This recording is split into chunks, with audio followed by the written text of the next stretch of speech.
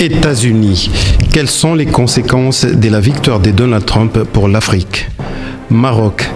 Visite du roi Mohamed VI au Sénégal. Belgique. Fait divers insolite.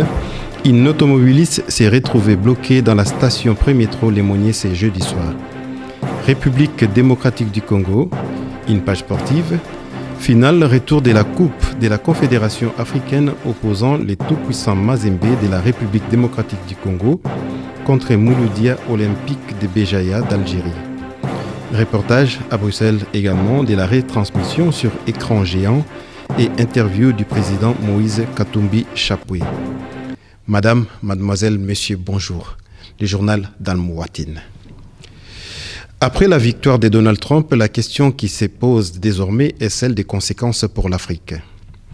Un continent que les nouvelles occupants de la Maison-Blanche connaissent très peu. L'Afrique n'a pas été une priorité de la campagne de Donald Trump, qui a principalement axé son discours sur l'économie américaine et les délocalisations de ses industries en Amérique du Sud et en Asie. Pour se donner une idée de sa vision sur l'Afrique, il valait mieux se référer à l'historique de son compte Twitter. En 2013, il a donné son jugement sur l'aide au développement et sur la capacité du continent à en faire un bon usage. Il a écrit ceci: « Chaque penny des 7 milliards versés par Obama à l'Afrique sera volé. La corruption est endémique. » Dans le même sujet, le président élu Donald Trump a estimé jeudi soir que les mouvements tenus depuis mercredi contre son élection dans plusieurs villes des États-Unis sont l'œuvre des manifestants professionnels encouragés par les médias. Maroc. Le roi du Maroc, Mohamed VI, a entamé depuis dimanche 6 novembre dernier une visite de travail au Sénégal.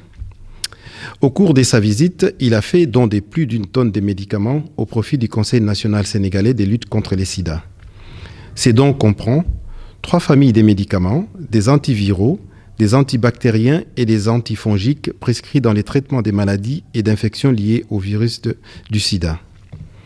Ces gestes est l'expression de la ferme détermination du souverain marocain de conférer un contenu humaniste à la solidarité du Maroc avec les pays du continent africain et à la coopération Sud-Sud, initiative s'inscrivant dans les cadres de la coopération agissante liant les royaumes du Maroc à la République du Sénégal. En Belgique, un fait divers insolite, une voiture s'est engouffrée jeudi soir vers minuit dans la station pré-métro Lémonier à Bruxelles, a indiqué la porte-parole de la STIB, Anne Van Ham. La conductrice a suivi les rails des trams et est entrée dans la station. Néanmoins, elle s'est rapidement rendue compte de son erreur. Des voyageurs présents sur les quais l'ont aidé à ressortir de son véhicule.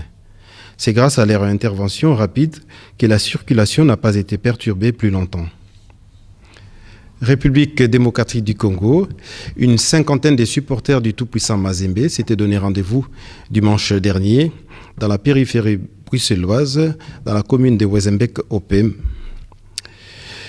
Tout cela pour suivre devant un écran géant la finale retour opposant leur équipe au club algérien Mouloudia Olympique de Béjaïa. Le match a été remporté par Mazembe sur un score de 4-1. À noter qu'au match aller, ils s'étaient séparés sur un score nul d'un but partout. À l'issue de la rencontre, le président du tout-puissant Mazembe, M. Moïse Katumbi Chapwe, qui séjourne à Bruxelles pour des raisons de santé, depuis sa condamnation dans une affaire de spoliation à Lubumbashi, a fait une brève apparition et nous avons recueilli ses impressions. Tout d'abord sur la victoire de son équipe, bien sûr, mais également sur la situation politique de son pays, la République démocratique du Congo. République démocratique du Congo, pour laquelle la classe politique dans son ensemble a souvent été décriée pour son immaturité. Suivez. C'est une grande joie, c'est une victoire de la République. C'est-à-dire, Le Congo venait de gagner une coupe. Donc, si vous suivez aux États-Unis, d'ici le 8, il y aura un nouveau président. Donc, au Congo, aujourd'hui, on a eu la coupe.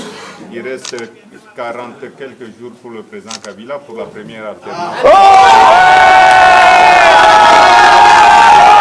Et j'espère que d'ici le 20 décembre, nous allons avoir la première alternance en République démocratique du Congo. On ne doit pas avoir peur. Jusque-là, nous sommes en train de respecter la Constitution. Après le 20, il n'y aura plus de respect parce que la Constitution est claire. On ne peut pas violer notre Constitution le 20 décembre 2016. Il y aura la première alternance. Il n'y a personne qui va tuer les Congolais parce que c'est notre droit, c'est notre devoir. Donc à tout le peuple congolais, je leur offre cette coupe, c'est une coupe de la première alternance. Je vous fixe rendez-vous la semaine prochaine. Au revoir, merci.